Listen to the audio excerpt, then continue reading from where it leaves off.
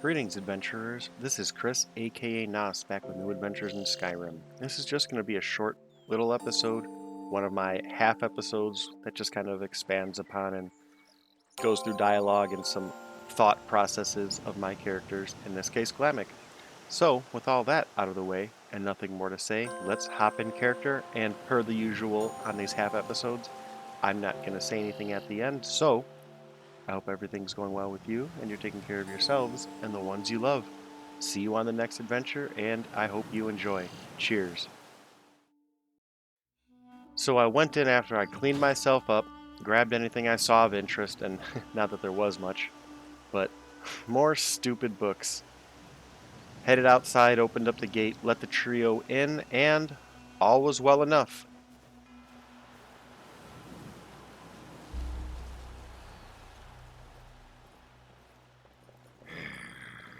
Need something? Not from you. I... Need something? You didn't tell me there was a back door. Thank you for your help. Did you see my family inside? No, just bandits. Everyone inside is dead.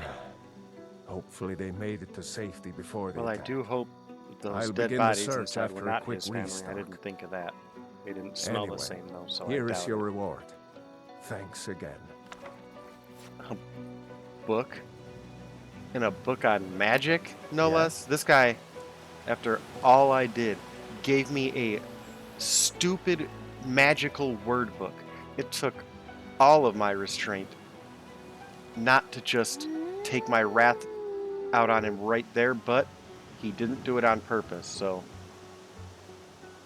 I needed to head out and find Adalvald, but maybe he'd get impatient and just head back to the Fortress of the Dawn Guard, and I'd be happier that way, going in alone, and that's just the truth of the matter, but at least he's not stupid enough to go in by himself after what happened to him and his friends already. So after the trio went back to their camp, I decided to stay in the courtyard, prepare a fire, and was interrupted by a rather welcomed face. Farkas had made some excuse to go out on some job and ended up following me after seeing the trail that was left after everything that happened. He did drop off some stuff from the Dark Brotherhood Sanctuary that I overlooked. A bow, some clothing and armor to look at. I wasn't interested much in it, but he insisted, or at least he didn't want to carry it anymore. He asked if I noticed one of those I killed and there was a werewolf, and I just replied back, no.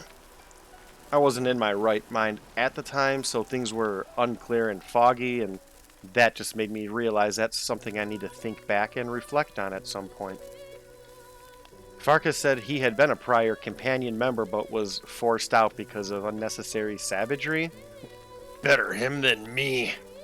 Then again, in that regard, he and I seemed in the same predicament, so thinking of that kind of stuff just had me getting into a mental funk, and there's no better way to get out of that than to get intimate, so me and Farkas took some time to swing the sword and some shields, make some contact, and boy did it feel good after so long.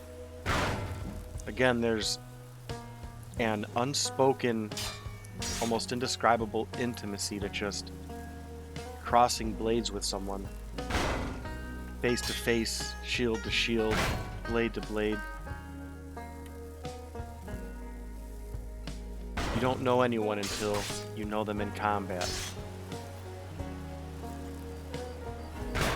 Me and Farkas are just true brothers. I can't wait to be around them all again.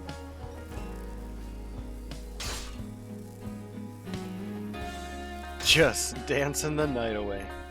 We took some time to go into the actual caves, walk around, marvel at a little bit of my handiwork, but mainly we went through to let Farkas pick through the stuff here that doesn't interest me but that may benefit the companions, armor, valuables to sell, items like that.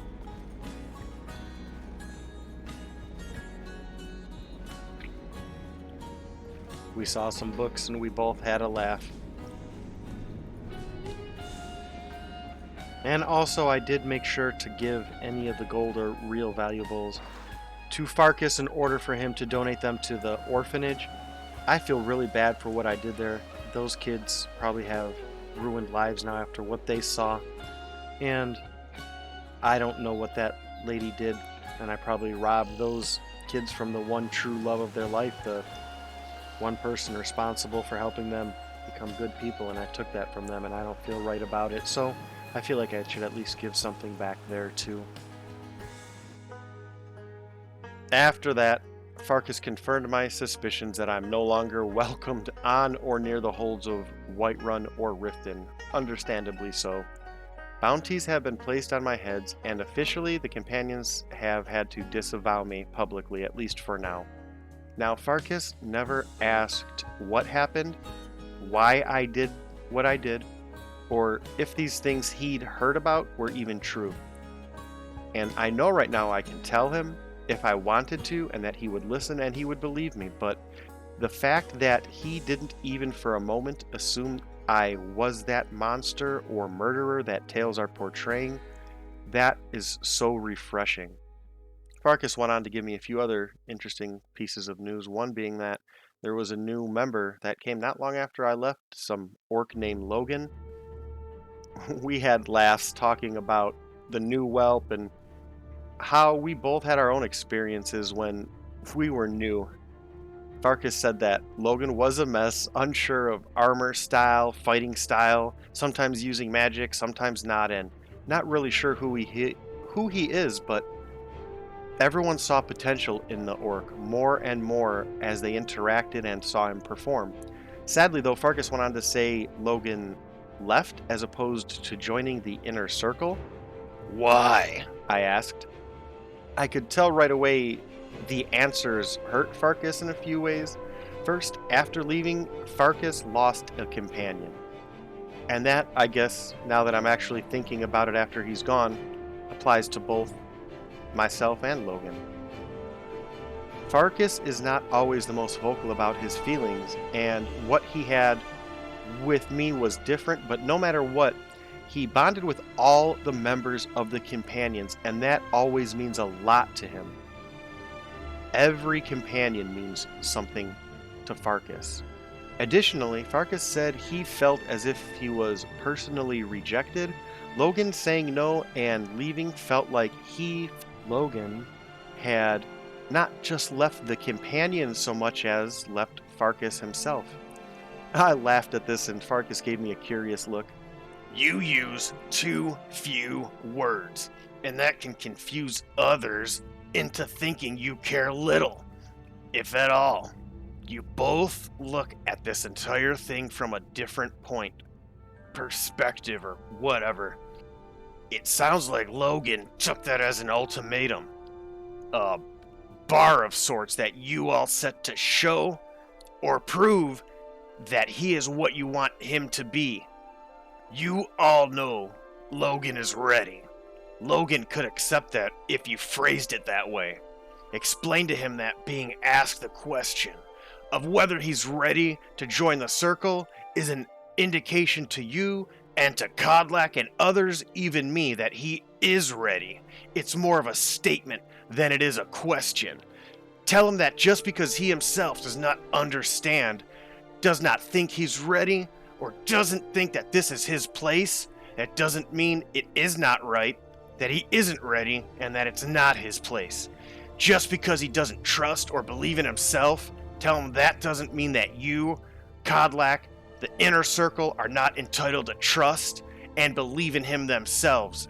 Inspiration, knowledge, companionship can be attained from both within and without. After that, we spent most of the day in silence. I couldn't help but laugh to myself now that I knew I would never be back in Whiterun, and that I never had a chance, or probably will never, meet this Logan, or see the companions, or Yurvaskar again. And the irony of it is, in that perspective, it makes me kind of sad. But I don't like cities, I don't like people, and I don't like city people. Eventually, it was time for Farkas to leave, and we embraced, wishing each other luck on our paths and hunts and left in silence. Watching him leave immediately made me realize it was time. Time to move.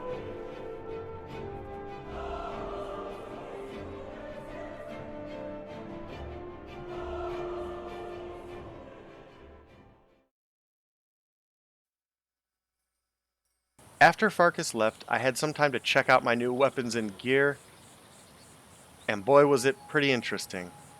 Now, I wanted to get a feel for things and compare because there's so much to take into account, so I figured I would have my vomit-spitting bandit from earlier help me out. First, the clothing. This is all sneak stuff, built for someone who doesn't really yearn to be up close and intimate with their prey. That's not me. I'll consider it, but not today. Maybe sometime if I need them specifically for a purpose I can put them on, but I'm not a sneak and I'm not a thief. I did try it on and it just felt awful, like I was some lackey for some band of paid, weak, half-wit assassins. And no, that's just not me. Now this is me. Much better. Now my crossbow is made of horker tusks and yew. I love it, it feels good, and I had Farkas have it enchanted way back when, but it's getting older and it's starting to kind of fall apart, but I just love that lingering damage. But this beast, look at it, left by those Dark Brotherhood yahoos, and it's not much faster, if at all, than my current crossbow, but packs a heck of a heavy punch. I would want it enchanted first though. I'm not about that hard one punch approach. I like to hit them up and play my long game as those things just start to tick away at their health. And something I'd not considered, a bow, a normal traditional bow. I'm no elf, and crossbows feel great in my grip. This thing seems flimsy and light even among normal bows, though by the 9, it seems like this thing was master crafted for me. It's so smooth to shoot that it's almost too fast to focus. I can't explain it, but this may take some practice if I ever use it. So for now, I think I'm going to stick with what I have until I can get some enchants on my new crossbow and a lot of practicing with that new bow. So, pleasantries and playing with new toys aside, it's time to continue. Kicking this hornet's nest, it was a lot of fun, but a lot of hurt was involved also. So it's time to go. Find out more about these vampires and assess where to go once I meet Adalvald and head into Dim Hollow. Then again, I still have to trek all the way across Skyrim to get to him and to get there. Let's go!